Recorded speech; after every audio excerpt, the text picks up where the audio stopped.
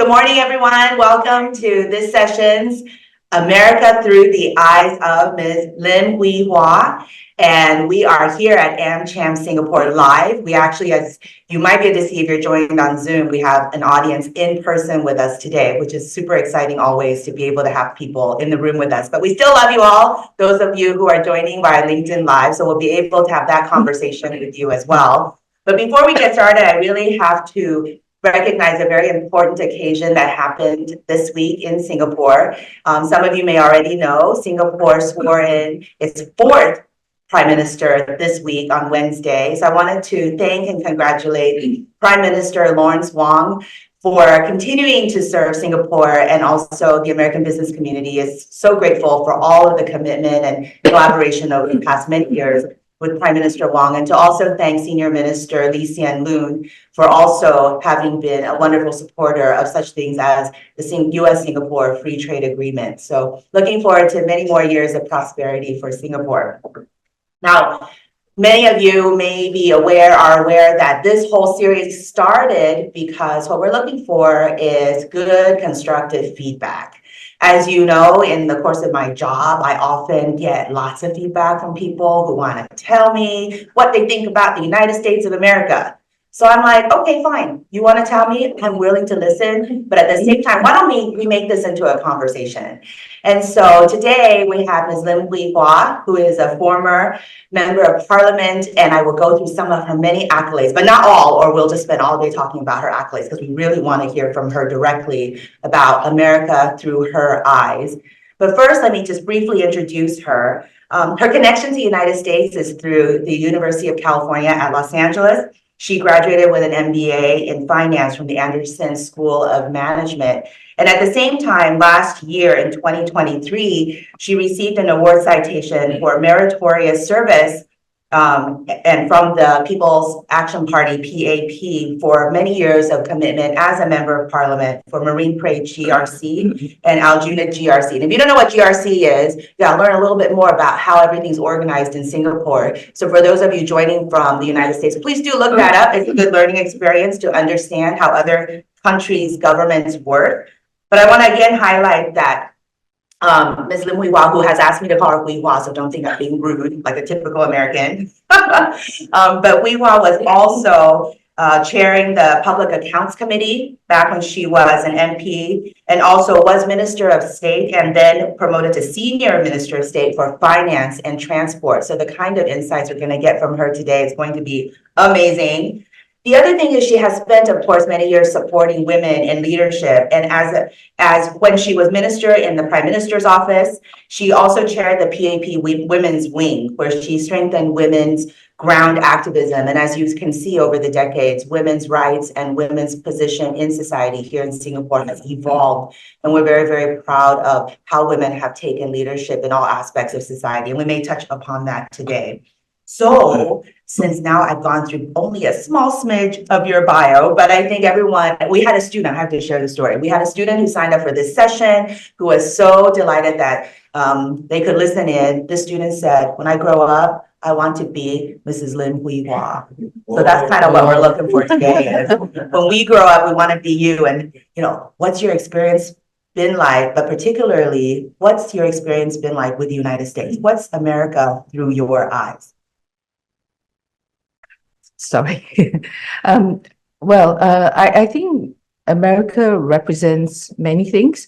Firstly, center of innovation, especially in technology, a place where there's plenty of opportunity, and thirdly, a free marketeer. I mean, one that promotes free market play. Yeah. When you were in school in UCLA, I mean, LA has also changed a lot, but let's be clear, I'm from Northern California. I really don't know much about LA. But what's it like for you back then in LA? I would say that half the time I'm actually in West LA, catching up on the new movies. Nice. Well, I mean, so LA is a really nice, particularly the campus at UCLA is really nicely situated in West LA. or Westwood rather, and it offers so much. So it's a definite campus. But at the same time, it's got, I mean, I've got great MBA education there, and I made a lot of wonderful friends, whom some of whom I'm still in contact with right now. Yeah. Well, it's interesting that you chose to study your MBA in the United States. Now, clearly, we have many wonderful schools in the US, but there are wonderful schools elsewhere in the world. When you were making your decision about receiving higher education in the US as a Singaporean, how did you make that decision? Because I think people probably understand that education is such an important way to connect countries and the people of these countries. How did you decide to go to the US for your MBA? Right. So I did my undergraduate in the UK, and I wanted an experience that was different. And so the US was an obvious choice. I had two young kids with me at the time when I did my MBA. So I needed to find somewhere where the climate was a little more comfortable. So LA is so it was a hard choice between UC Berkeley actually and UCLA. Okay. Yeah, but I settled on UCLA. So during your time there, did you find that your views, I mean, maybe think about what you thought the United States was going to be like and what it ended up being when you were there in person with two young children on top of it. Right. No, actually, it was a lot more of what I had expected. Well, I think LA and California is slightly different from the rest in that it's really more outward looking, and that's why I chose UCLA. It's more cosmopolitan, and I knew that because I was coming back to serve the Singapore government, to continue my bond with the Singapore government. So I knew that I wanted a more outward looking student profile. Yeah. And did you get what you thought you were going to get, or was it still a surprise? Absolutely. No. It's a whole lot more than what I was expecting. Yeah. So since your MBA days, how has what has been your interaction with the United States? I know that you sit on a number of different boards now, but your experience as a student would be one thing, but as your career evolved, how has your interaction with the US changed? Oh, okay. So for several years, I was actually with a firm that's now defunct, Jardine Fleming, which does its annual sort of roadshow together with Robert Fleming in those days in New York City. So I was going to New York City every year and bringing Singapore companies there to showcase them. And it was a wonderful experience because the investment community there was obviously, concentrated, very knowledgeable in what they do. And a lot of the companies that I brought there found it a really useful experience as well. Well, so when I've been in Singapore now for about 16 years, and I have to admit, sometimes I will hear a lot of conversation that it is important to understand China better. And I always thought, okay, I get it. China is a really big country for many years until recently had the world's largest population. So first tier, top, all the different tiers of cities, like there's so much to understand about the country. But I kind of feel like the United States is pretty big too, right? And why don't we not talk more about getting to understand the United States better? Do you think Singaporeans already understand the US? So I think a lot of Singaporeans probably have traveled more, until a certain period of time, to the US, different parts of the US, especially the two coasts. And a lot of us are still trying to catch up with travel to China, the different provinces. So I think more Singaporeans have actually traveled to the US than to China. So in that sense, it's also the historical and cultural links that a lot of Singaporeans, especially the Chinese, feel that they need to know a bit more about the history of China, and it's sort of quite remarkable evolution in terms of economic, the economy, and the growth itself. Mhm. So since you left Parliament, you did start to sit on different kinds of boards. How has that perspective as a board director Mhm. influenced how you engage with the United States? Because you do now have a different, more of a governance role over Mhm. corporations. I would imagine that it is very different as a politician and engaging with the US versus now as a board director. Mhm. What's the difference for you there? So as a board director, obviously, the company's interests ranks supreme, and it will be what works for the different companies. So I think most of the companies that I've been involved with are basically at the crossroads because of the tariffs imposition. So a lot of them are having to sort of work their way around changing supply chains, changing manufacturing sites, and so on. But I mean, in a way, it takes them a bit out of the complacency too, that you do have to find solutions from time to time. So on that front, it is, as part of your board role and companies looking at risk in the region, there's a sense that maybe the United States hasn't been spending enough time here. Would you, based on your own personal experience and now advising companies, what would you say about dealing with, first of all, would you, this is feedback time, right? You can tell us, do you think the US should be spending more time here, more effort? What should the United States be doing? Maybe the advice is to US companies too, maybe for the members of the American Chamber here in Singapore, what should they be doing more of? And then, just how do we manage sort of the risk situation given the presence of the United States here, or the lack thereof, some might say? Right. So I was sort of firstly cover what I think the multinationals are having to face because of the imposition of the tariffs. I see a lot of them scrambling, just trying to relocate the manufacturing activity out of China. And this has been going on for the past few years. But I mean, it's, longer term, it's a question of diversity or diversification of your manufacturing resources. But I think it's more of they're scrambling because I think a lot of them were caught by surprise by the almost like rather sudden imposition of tariffs, overnight. So I mean, I'm sure you know the usual names like Apple and all that are having to really seriously think about relocating some of the manufacturing. A lot of them have actually, I believe, relocated out of China into Vietnam. So the beneficiaries are actually the Southeast Asian countries. If at all they are able to replace this manufacturing activity wholesale. But here's where I think there is a little bit of a gap because the Chinese manufacturing expertise, they're able to do scale and at low cost. And I think it's actually very hard for a lot of the multinationals to actually, to be able to replace completely. Yeah.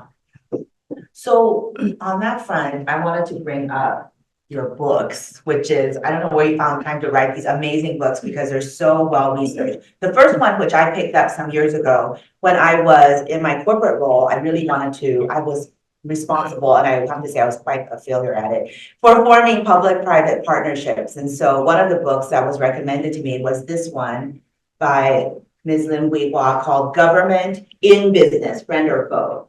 And I think the general conclusion was public-private partnerships are pretty hard to achieve and be successful. Just because I want to give a bit of a shout out to this book before I go to your latest one. Can you give us a quick summary of your take on public-private partnerships? Because we always talk about it here. Everybody says we should be doing public-private partnerships. We blame the government for not being particularly collaborative, but then on the private sector side, we're not exactly always the most generous in being part of this partnership. Based on what you've learned, what do you think? So if I may use the abbreviation PPPs, so they are actually very hard to get right. And most of the governments are in PPPs because they need the funding from the private sector partner. And that's where it gets really a little messy because the goals are usually not aligned. So a very good example is actually, I'm not sure whether you know, in Singapore, the Sports Hub, where the government took back, so terminated the PPP arrangement and took back the arrangement because I think they must have something like 10 or, different partners within that whole structure. Okay. It was just impossible. Yeah. Yeah. So even though, I mean, the Singapore government went in without needing finance per se, but they thought that they would experiment by getting in private sector expertise, which was, I mean, which is really important. But then maybe the scale of it, it's so in fact, I would say in my second book, actually, my advice to governments is to keep it simple. Just have one goal instead of trying to do multiple things, because they're trying to make it a sports hub, obviously. They were trying to hold National Day parades there. They were trying to have community events and so on. It just didn't quite work out. Yeah. Well, that then brings us to Mrs. Lim Hwee Hua's latest book, which was published during the pandemic, 2021. So I don't really have any excuse because I was just sitting around. I should have read your book back then. But this book is called Government and Business, Leading or Lagging. And I just spent a number of years working on leading or lagging indicators. So I thought, leading or lagging, how do we talk about this? And in particular, when I was going through the book, I think there are two chapters that I thought were super interesting and relevant to what's been happening in the last couple of years. And we went through this. I'm not like putting you on the spot by saying what's in chapter 5, but chapter 5, the title of chapter 5 is When Politics Dominate, and clearly that's something that we've seen, I think, gone to the extreme in the last few years. And in it, the description that you had in your introduction, mainly it's you wrote about populism and short-termism and how do you actually plan for sustainable growth when governments are really starting to, you use the word, conflate their various roles toward political ends. And I just feel like that's such a relevant conversation for what's happening, especially with I think there's over 50 elections happening around the world this year. It's intense. So populism, short-termism, what's going on here? What in your take, based on what you have in this book? Right. Well, I do have a lot to say. Unfortunately, I think populist politics are here to stay. And the greatest casualty of this is actually government's long-term investments in anything. You think about it, infrastructure, including social infrastructure, which usually doesn't rank or, even appear on the short list at all. So if you think about social infrastructure, it'd be like hospitals, schools, and so on, public housing, in our case. So that would tend to be to bear the brunt, because for the I mean, the politicians are not here to get the credit for any long-term vision or long-term idea that they're promoting, because there's this whole pattern of switching parties, right, from one to the other. So they know that they are not around to get that. So it's easier to to go short term, look for handouts, benefits, welfare benefits. The more, the better. Fight for things that can get you the immediate gratification in terms of gratitude from the people. So then what's the counterbalance to this type of leadership? I mean, we do have strong civil service. We have, different designs of government. There's supposed to be checks and balances. If you have leaders who are so populist and short-term thinkers, then how? So, I mean, the ideal situation is that the public sector would be the more permanent feature. But unfortunately, it's also the pattern in most countries that they will bring along their own top civil servants, right? Who will also think like them because the tenure is also not secure. So it is a real problem. The ones with a bit more resources are able to plan a bit longer term. But the countries or the governments that have fewer resources will find themselves in a bit of a flux. Yeah. Well, I'm just gonna quote my friend, Professor Hari Khan at Johns Hopkins University. She's in the Department of Political Science. We had her on for the second session a couple of months ago. Her research is focused on civic engagement.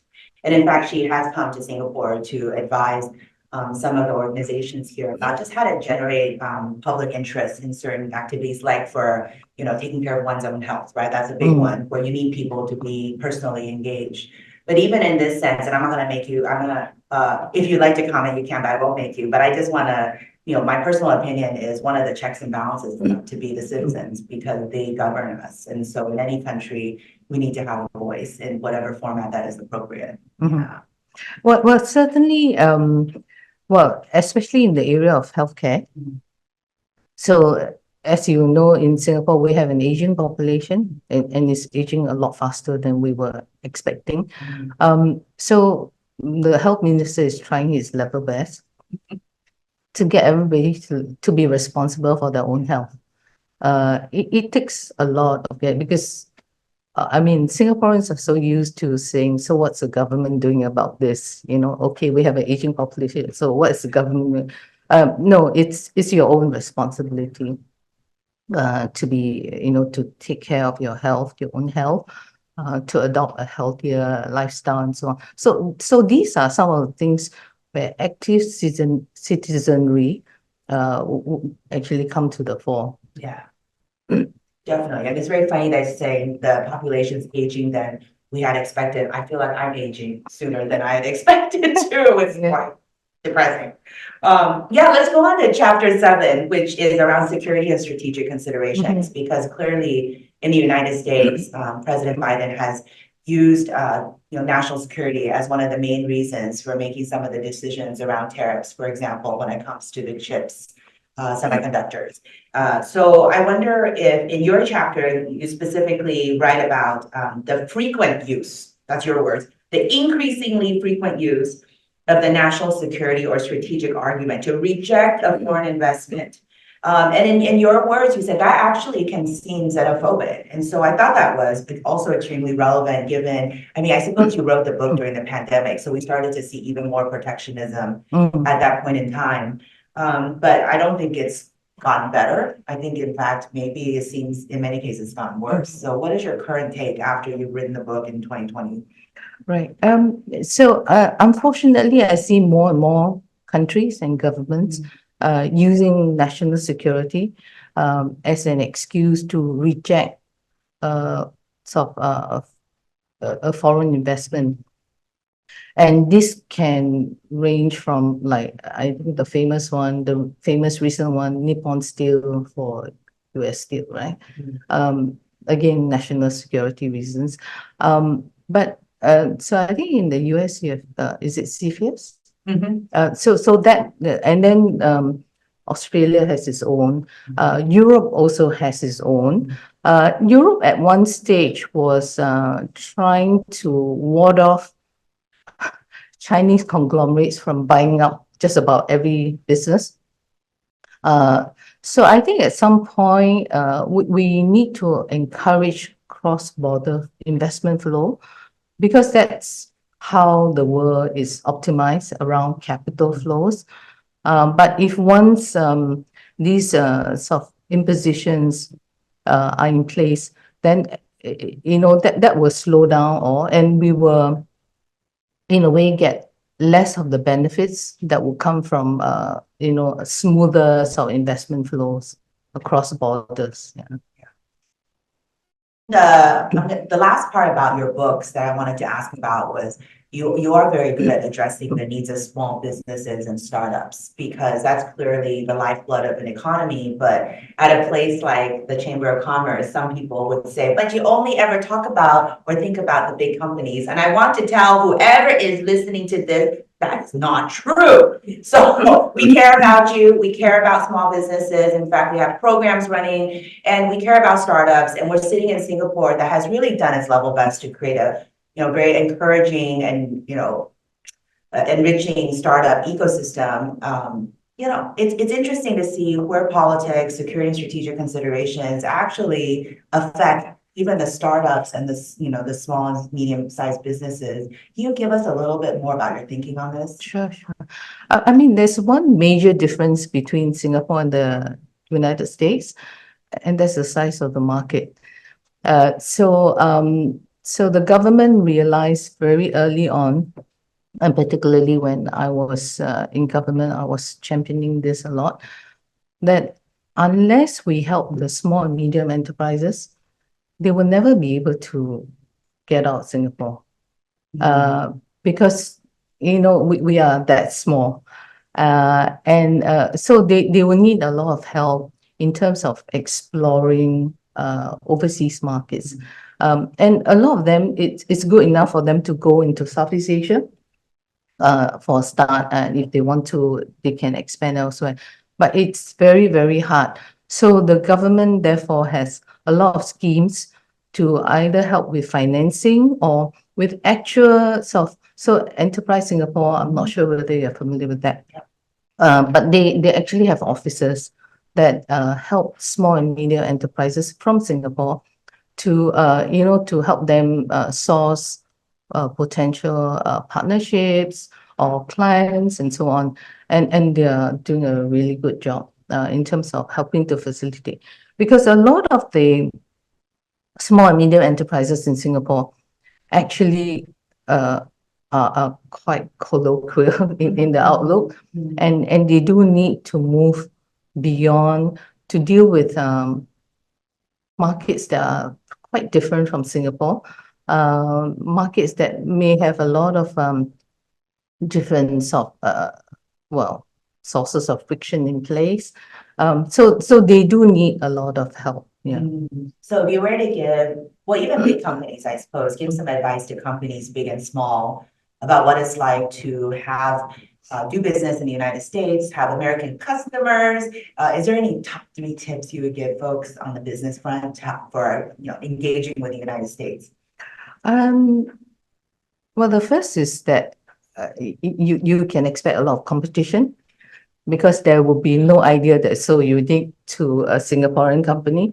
So you can expect a lot of competition. You need to be the best in class. You need to be good at what you do before you can even think about competing. And of course, if you have a new invention or innovation, then just make sure you get all your patents filed. Yeah. Well, I would have to make a pitch for it. Singapore food as definitely competitive. I'm from the San Francisco Bay Area where there was a significant Asian population, but I still cannot find good Singapore food in the Bay Area. So definitely I have seen some of the wonderful companies in Singapore moving over, like Irvin's, the salted egg. I mean, that is in the market now. I mean, if you see it at Costco, it's kind of gone mainstream. So I think from an F&B perspective, Singapore food has made some headway. So I'm really pleased to see that because I want to see my friends try it, Right. So the last topic I want to tackle for the LinkedIn Live part of our session with you, and for those of you who are interested in continuing and having a more private conversation, please go ahead and register for the Zoom, because then you can join the private conversation after LinkedIn. But on the LinkedIn part, I can't end without having a chat with you about your many firsts as a woman leader in Singapore, and you were the first woman cabinet minister appointed, which is, I wanted to ask you first about how that felt to be the first woman cabinet minister. It's strange because I get asked that question many times. Does your answer ever change? Well, the wonderful thing is that for the previous prime minister whom I served under, I never felt that gender was ever appoint, Mm. because it was more of like, if I have a good point to make, I should just make the point. But it should be a good point. And therefore, it is less to do with gender, because he was very open to diverse views, and that was great. So I've not encountered any sort of real, sort of difference in terms of sort of situations where my gender has been like highlighted or anything, except that I will just go into a little bit. I was the minister in charge of maritime when I was in transport. Okay. And I remember visiting a Korean, I think it was a Korean company. And so I was there, and the chairman and the guys were already, adjusting the ties and so on.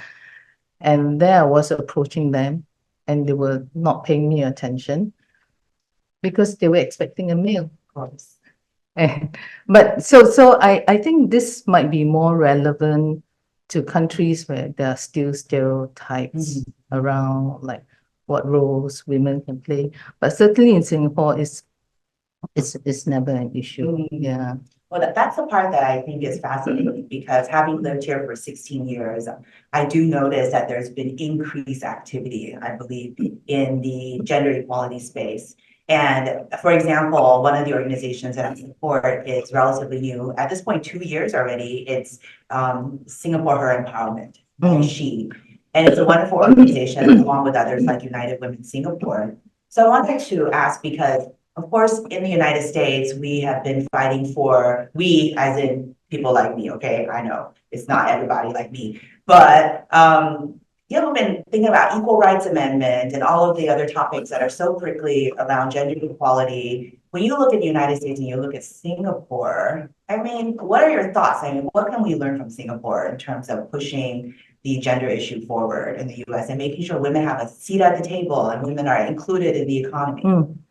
I think it's still very much, even in Singapore, work in progress, because as we identify areas where there are either stereotypes against, female participation, then we sort of tackle them one by one. So for example, in boards, I know that there was substantial pressure on all male boards. But they have moved over time. Now, whether they will reach that, I think 30% goal, I'm not quite sure, but I would usually encourage them to just have one, and you can see the difference, So I think a lot of them, it's just overcoming their own awareness, and then sort of trying it out and allowing more females to participate. So whether it's boardrooms or even businesses. So in particular, I'm very heartened by the fact that in our tech and finance world, a lot of the female leaders are occupying top positions. It's true, it's true. Well, definitely continue to see advancement. And it's such a pleasure to have you with us. And we're going to transition off of the LinkedIn Live into the more intimate, closed conversation. But before we do that, we'd like to transition on something fun, which is our rapid fire questions. Okay. It's totally fun. It's nothing like no gotcha moment. So I'm going to ask you 3 questions and super fast. Ready? Okay. Okay, first one. What's your favorite American food? Carl's Jr. Carl's Jr. Ooh, lucky us, we have it here, yeah. Yeah. There are other moving in, but maybe I should not reveal yet. Favorite American city? Los Angeles. Los Angeles. All right. And the third one is favorite American. Your past president, Barack Obama. Oh, that's so cool. Thank you so much. Thanks everyone for joining us on LinkedIn Live. You'll find a recording of this on YouTube as well coming up in the next week or so. And now we're going to close off LinkedIn Live and move into our closed door conversation. Thank you. Thank you.